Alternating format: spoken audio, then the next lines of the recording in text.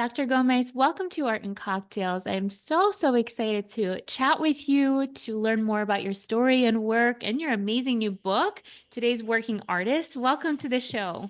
Thank you so much for having me. It's a pleasure to be here. So Yeah. excited. I would love for you to share your story. How did you get started with the work that you're in now? I know from Sergio, learning about you as a psychologist, and you have a passion for supporting artists as well and creative people.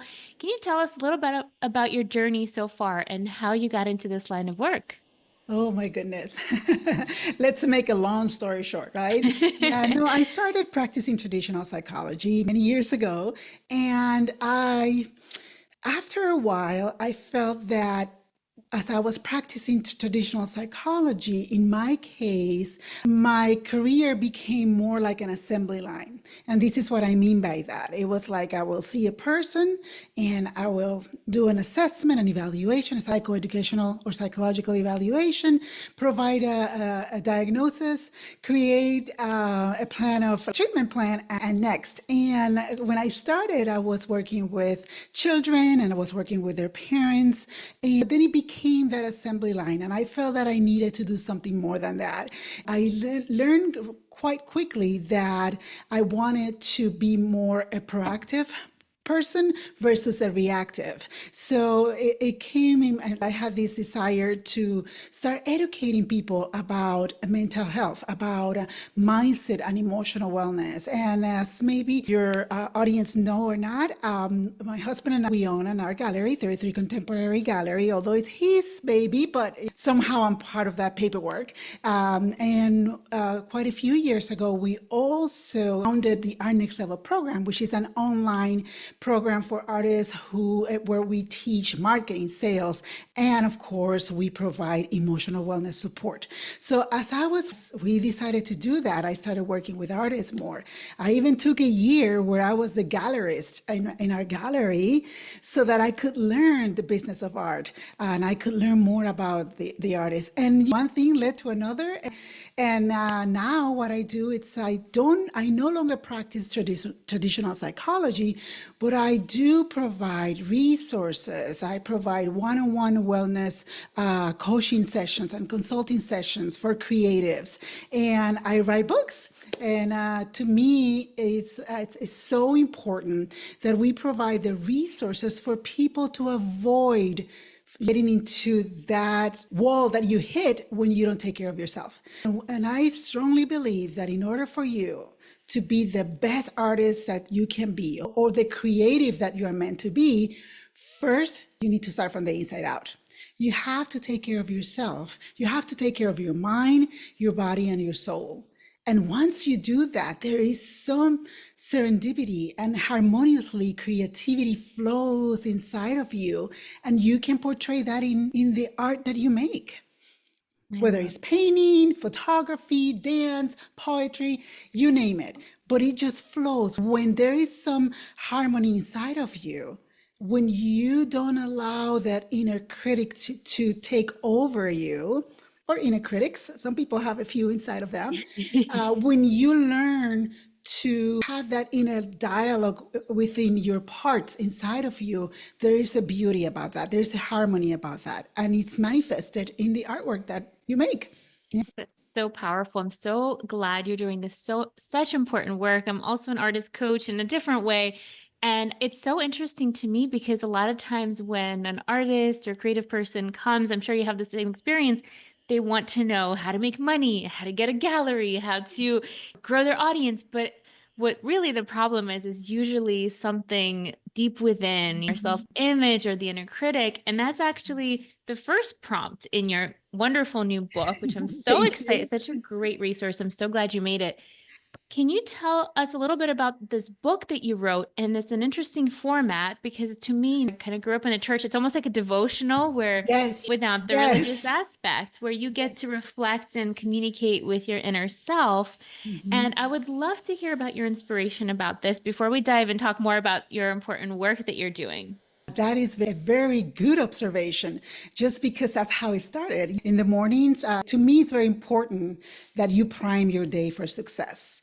And in order for you to prime your day, there has to be some toxic habits that we have to remove and replace with healthier ones. So a few years ago, I decided that I wanted to start my day connecting with my spirit. And I happen to believe in God.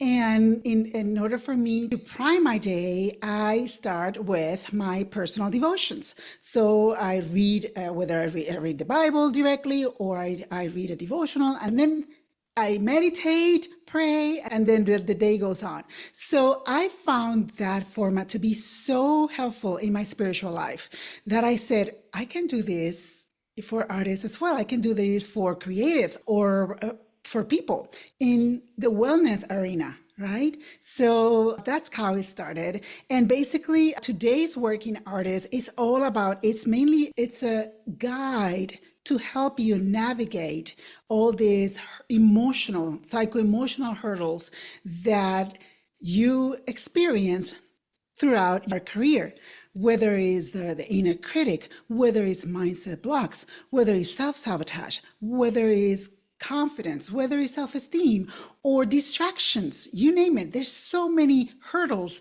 that as a creative or as a human being that you experience because we live in an imperfect world. So since I found that format to be so helpful to me, I wanted to create something like that for creatives that are interested in investing in their self-care.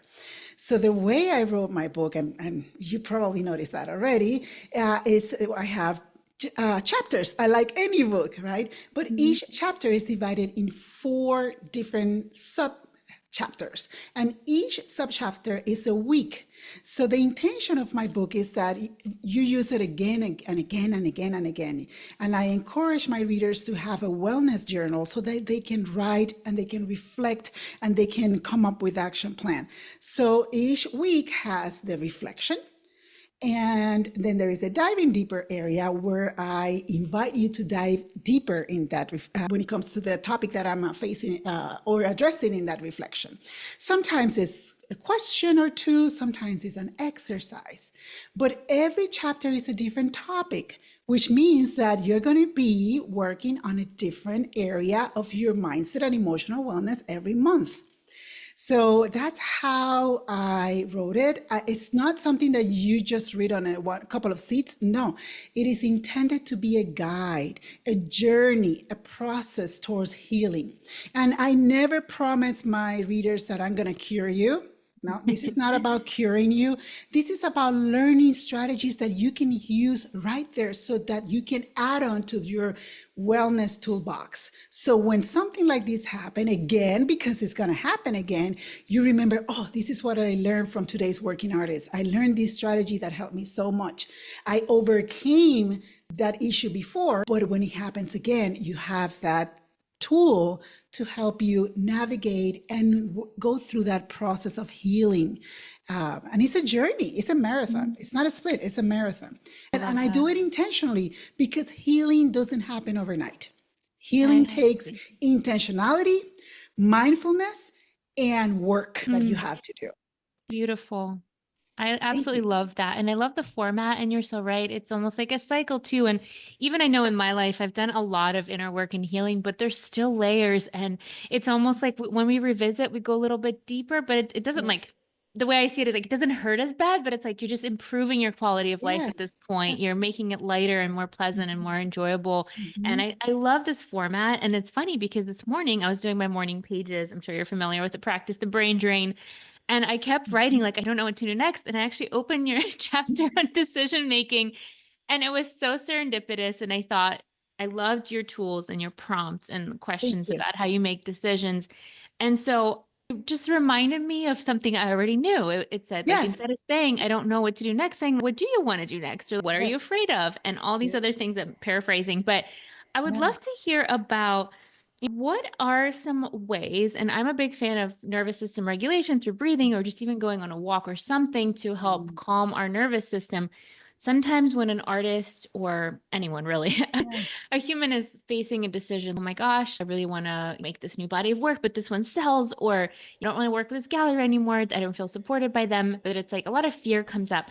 Do you have Yes. any tools for someone to prep themselves for this kind of deep work, which can be so uncomfortable, especially if you're new to it? Yeah, no, and that is the chapter that you're talking about. I provide some tools for that. I think the first thing that you need to do is to reground, especially when you're making decisions. There's different types of people. There are the people who are so about making decisions that they can make a decision right away. And there's other people that they need to think about it. They take their time.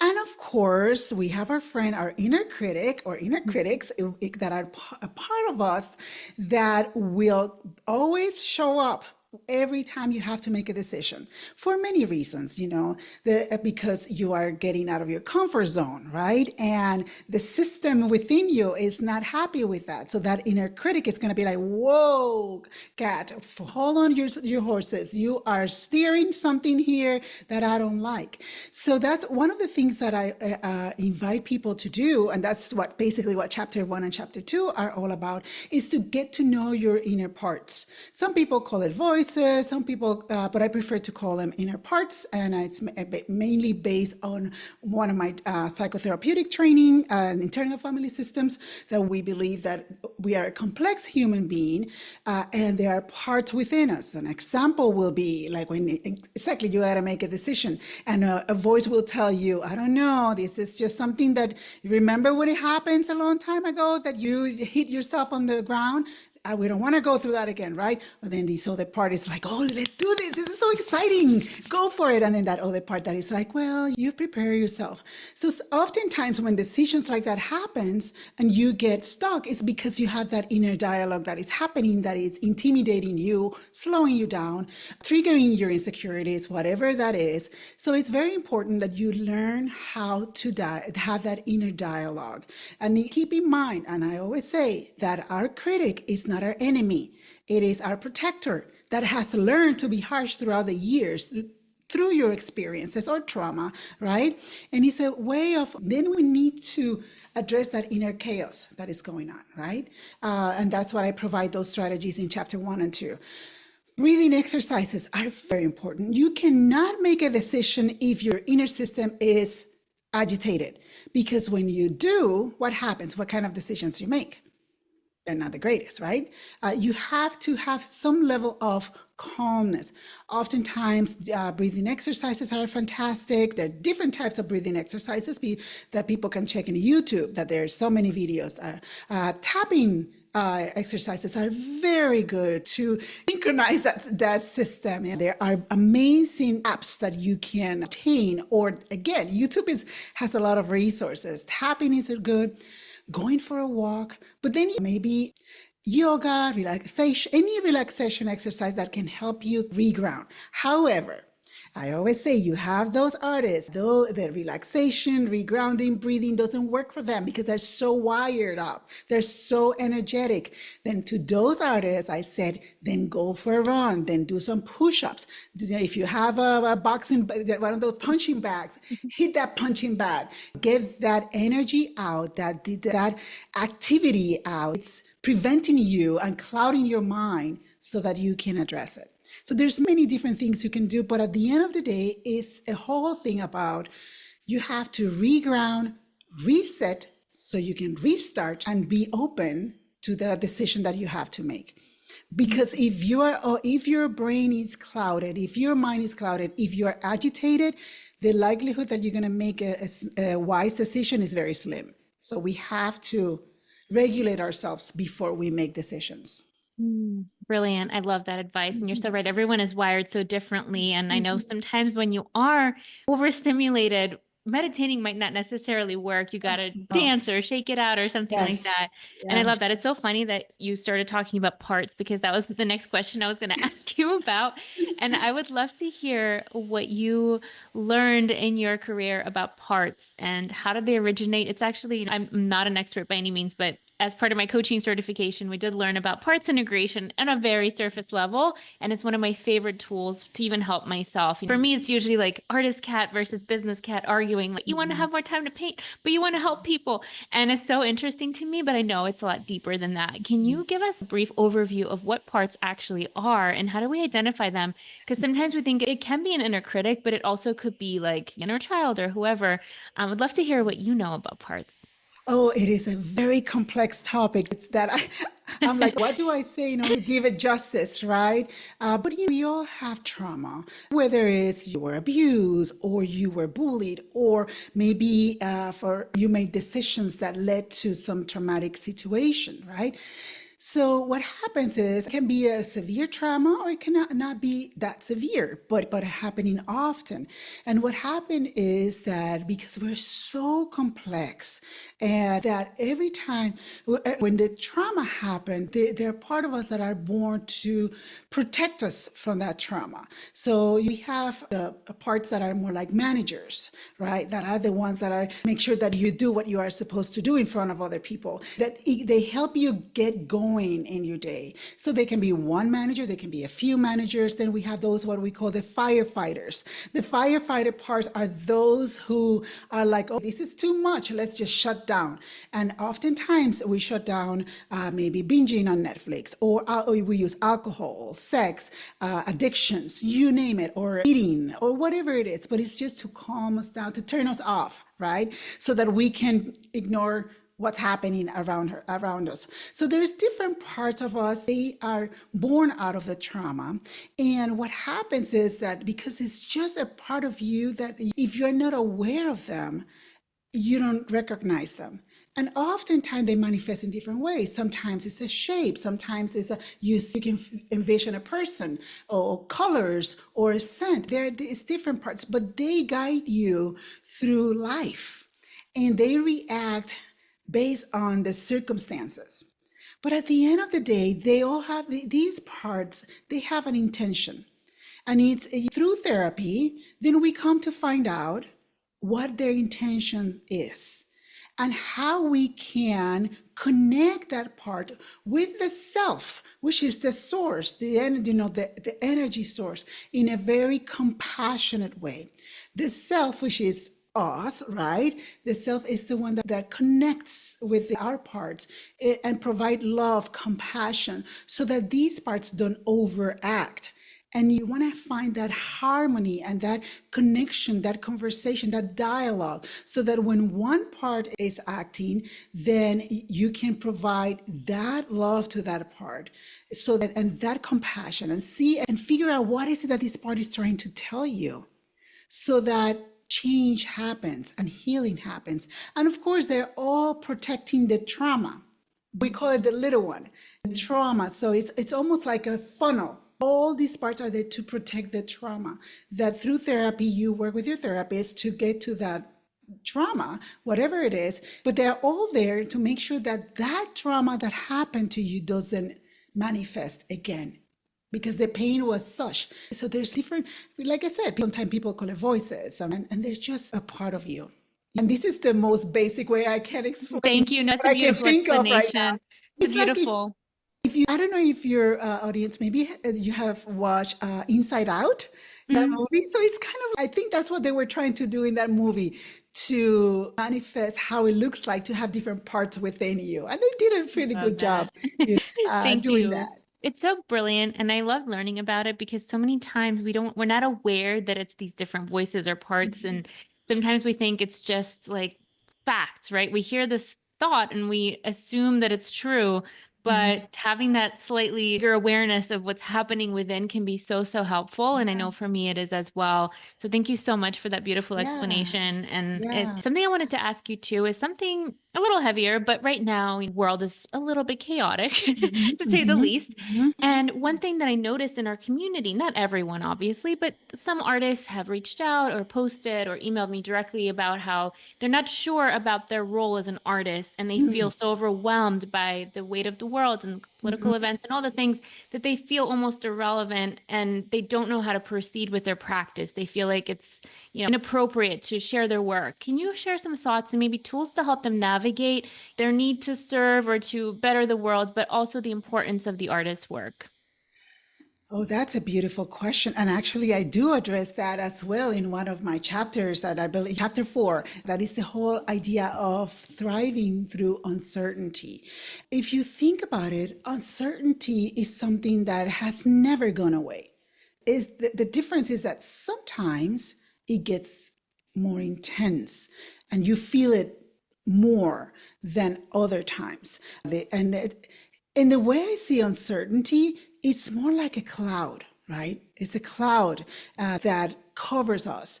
And I think if we want to live a healthier life, and I'm not saying to ignore the facts are the facts, but at the same time, when we allow the facts, all these different news and all these different things happening around us to control our decision to making and to control the way we make art, then we will, it's unavoidable, you're going to hit the wall and you're going to feel paralyzed because in your head you're like, what can I do to change this huge issue that is happening around me?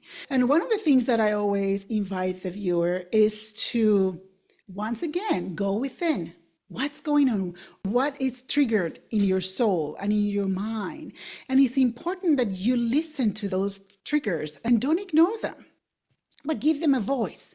But I think that when we are focused so much on the negative, we tend to take for granted and not see the positive, which is why it's so important in situations like this.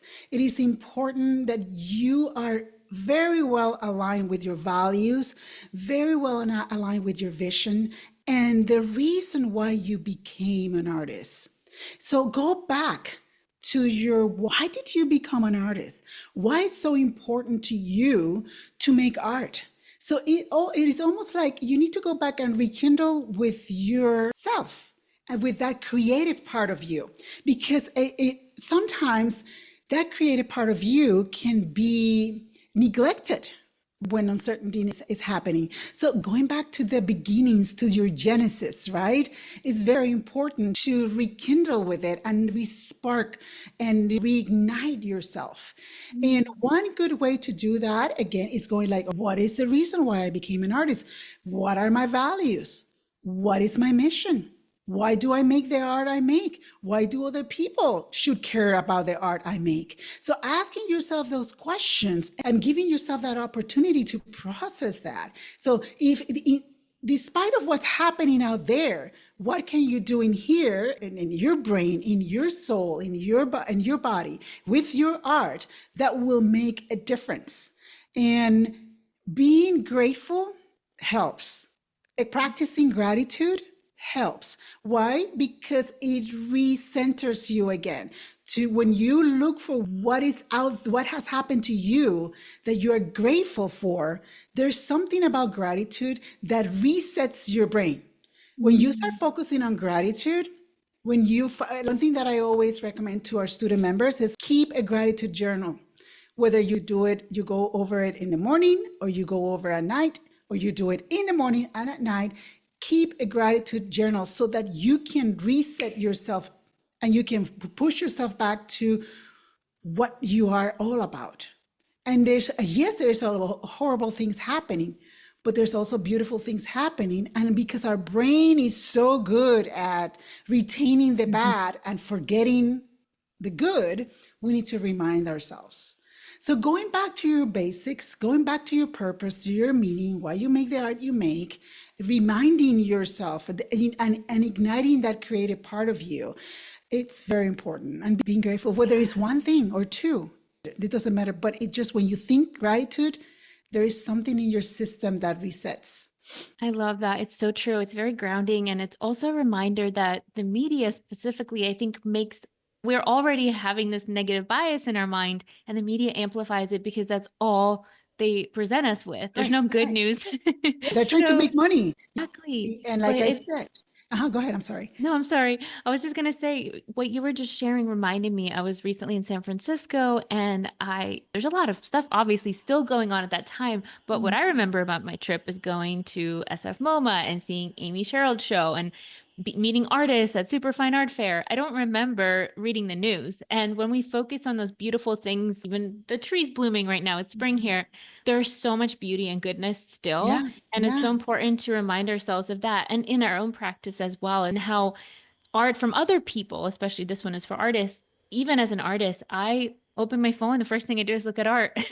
I try Mhm. not to look at the news first. So Yeah, it yeah, makes my life richer. So thank you yeah, so much for sharing that. So yeah. beautiful. And that's one thing that I always recommend. Never start your day with the news. That's you prime your day. We talk about meditation. We talk about nurturing your soul. We talk about a gratitude journal. In order for you to face what's out there, because it's a reality, you need to prime yourself. So if the first thing you do is to check the news before you prime yourself, things are not going to go well. When you're working out, you need to warm up your body before you can do those weightlifting because otherwise you're going to hurt yourself. The Mm, same concept is with mental priming. That's the first thing if you do is watch the news or listen to that. Then you're starting up your day with negativity. You are welcoming negativity into your life. And of course, it's just going to linger and it will get worse. Because if you mm. don't invest in priming your day properly, the negativity is so toxic that it spreads so quickly and it's going to get worse. So we need to be smart. And I'm not saying ignore the news. You have to be aware of what's going on around them. But at the same time, you should curate how much you consume and the different mediums you use to consume your news. Whatever, it's like my dad always told me when you allow garbage in, garbage is going to come out. So if you don't put a balance, if you don't intentionally consume information in a balanced way, negativity will always take over. That's the case. It is so So you true. have to be smart about it, you know. Absolutely. Thank you so much for sharing that. And a great way to start your day is with reflections from this amazing book. Exactly. Working That's artist, can you yes. tell our listeners where can they find this book? Who is this book for? And anything else you have going on right now? Well, today's working artist is available in Amazon, Barnes and Noble for those who are here in the United States, and you can always your local bookstore to order for you if they don't have it. Um, and one thing that I wanted to say about the book is that even though it's written in chapters, and like each chapter is a different topic, you do not have to read it in order give you all the permission to skip around. You know, I've always been taught that you have to read a book in order. Not today's working artist. Today, working artist invites you to read the chapter that lands in your heart and like you feel that you need this month. You have all the permission to skip around, I and love that is that. all okay. And yeah, right now what we're doing is we are focusing on promoting the book. There is one thing that I'm going to be offering to our members of our online program, Art NXT Level. So for the month of April and May, we're going to get together on Mondays at 11 a.m. Eastern Time, and we are going to read the book together. So we're going to, every week, we meet for an hour. We are going to read the book, go over the exercises, have a conversation about that specific topic, and hold each other accountable. So that's something that that I'm offering to our student members. It's going to be a lot of fun.